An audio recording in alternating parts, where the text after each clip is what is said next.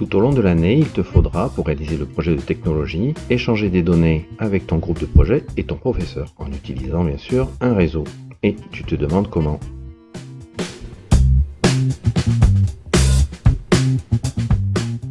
Bon alors bien évidemment, pour commencer, à la base il nous faut un ordinateur. Cet ordinateur est appelé très souvent station de travail. Il est composé au minimum d'une unité centrale, d'un écran, d'un clavier, d'une souris.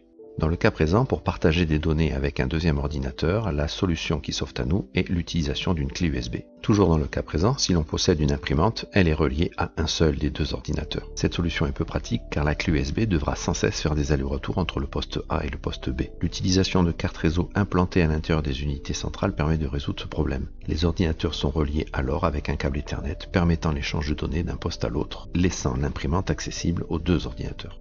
À ce stade, nous pouvons déjà parler de réseau car deux ordinateurs sont reliés ensemble. Mais comment en relier plusieurs? L'utilisation d'un switch ou commutateur permet de relier les ordinateurs entre eux ainsi que l'imprimante, à condition qu'elle soit équipée d'une carte réseau. Dans ce cas, l'imprimante locale devient une imprimante réseau et les stations de travail sont appelées postes clients. Le switch permet également le raccordement d'une borne Wi-Fi, permettant au matériel mobile autorisé d'accéder au réseau. À ce stade, lorsque le réseau devient important, il est nécessaire de demander aux utilisateurs de s'identifier. C'est le rôle du serveur de données et d'authentification qui donne au poste client l'autorisation de se connecter au réseau. Pour cela, tu devras envoyer au serveur, grâce à la page d'authentification, ton identifiant et ton mot de passe. Si les données que tu envoies sont exactes, le serveur les reconnaîtra et autorisera alors l'ordinateur à démarrer. Le principe est exactement le même à partir de la classe mobile reliée en Wi-Fi. Une fois connecté au serveur, tu auras accès à une partie de son disque dur. Celui-ci est organisé en lecteur réseau, te donnant accès à différents regroupements de données. Chaque lecteur est associé à une lettre. P correspond à ton espace personnel. C'est à toi de le gérer en créant des dossiers afin de classer tous tes documents. Q est le lecteur réseau correspondant à ma classe. Comme son nom l'indique, chaque classe en possède un. Il est organisé grâce à 3 dossiers. Dans le premier, nommé Documents en consultation, tu y trouveras tous les fichiers partagés par tes professeurs. Dans le deuxième, nommé Espace d'échange, tu peux partager des fichiers avec tes camarades. Enfin, le troisième, nommé Restitution de devoirs, permet à tes professeurs de récupérer les travaux demandés. Il est important d'enregistrer toutes tes données sur ces deux lecteurs dans le serveur, car de cette façon tu pourras accéder à tes fichiers depuis n'importe quel ordinateur de l'établissement. Alors en pratique, comment ça se passe? Tu as en bas de ton écran un petit dossier jaune qui te permet d'accéder à l'explorateur de fichiers. Dans la colonne de gauche, si tu cliques sur ce PC, tu verras apparaître alors la liste des lecteurs. En double-cliquant sur le dossier Ma classe, tu verras apparaître les 3 dossiers dont je t'ai parlé. Attention, une chose importante à savoir, lorsque tu rends un travail à un de tes professeurs, ton fichier doit avoir un nom explicite, composé de ta classe, de ton nom, de ton prénom et de la référence du document que tu rends à ton professeur. Tu peux aussi accéder à Internet depuis le réseau du collège. Nous verrons sur une autre vidéo de quoi il est composé et comment il fonctionne. Pour accéder à ce réseau mondial, donc, nous avons besoin d'un routeur.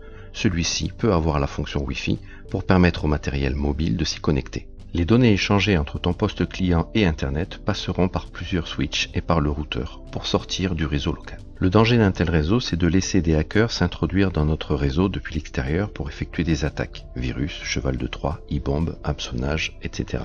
Afin d'éviter cela, notre réseau est équipé d'un serveur pare-feu qui permet de bloquer toutes les attaques extérieures. Il faut noter que le matériel mobile connecté en Wi-Fi sur le routeur ne pourra pas accéder aux données enregistrées sur le serveur de données puisqu'il se trouve lui aussi à l'extérieur du pare-feu. Et voilà, tu en sais maintenant un peu plus sur l'architecture et le fonctionnement du réseau du collège. En résumé, un réseau informatique est un ensemble d'équipements informatiques, ordinateurs, imprimantes, portables, tablettes, smartphones, reliés entre eux par des câbles, et du matériel actif, switch, borne Wi-Fi, routeur. Les moyens de connexion sont doubles, filaires pour le matériel fixe et sans fil pour le matériel mobile. Pour les moyens filaires, nous trouvons le câble Ethernet de type RJ45, débit possible 10 000 mégabits par seconde, la fibre optique de type LC, SC, FC ou ST, débit possible 200 gigabits par seconde. Et pour finir, le câble téléphonique de type RJ11. Pour les moyens sans fil, nous trouvons le Wi-Fi qui utilise les ondes radio avec un débit possible de 450 mégabits par seconde et une portée de 200 mètres. Le Bluetooth qui lui aussi utilise les ondes radio avec un débit possible de 2 mégabits par seconde et une portée de 60 mètres. Quant à l'infrarouge, lui, il utilise la lumière avec un débit possible de 10 mégabits par seconde et d'une portée très courte, sans obstacle. Bon ben voilà, tu sais maintenant tout ce qu'il y a à savoir sur le fonctionnement d'un réseau, ou presque. N'hésite pas de regarder à nouveau cette vidéo pour mémoriser les points essentiels qui te permettront à toi et à ton groupe de projet de pouvoir partager et échanger des données sur le réseau.